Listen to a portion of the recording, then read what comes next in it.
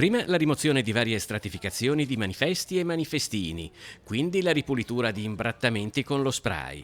Poco tempo e la porta disegnata da Carlo Scarpa per la sede universitaria di San Sebastiano è tornata a risplendere grazie al lavoro di diversi studenti della Florida Atlantic University assieme ai volontari dell'associazione Masegna Nisioetti.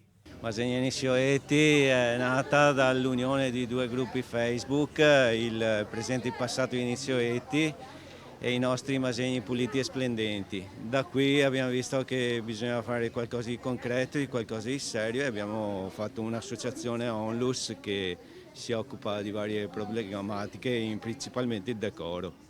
Da anni i volontari di Masegna Nisioetti puliscono infaticabilmente gli imbrattamenti che deturpano Venezia e fanno anche proseliti. Qualche giorno fa un gruppo di studenti di architettura della Drury University di Springfield nel Missouri. Ora i ragazzi e le ragazze della Florida Atlantic University, grazie alla loro docente di italiano Ilaria Serra. Sono il trade union perché sono nata a Mestre e ho studiato a Venezia e sono in Florida da 20 anni e quindi per me è naturale avere un piede di qua e un piede di là ed essere il punto di collegamento con le cose più belle che succedono a Venezia.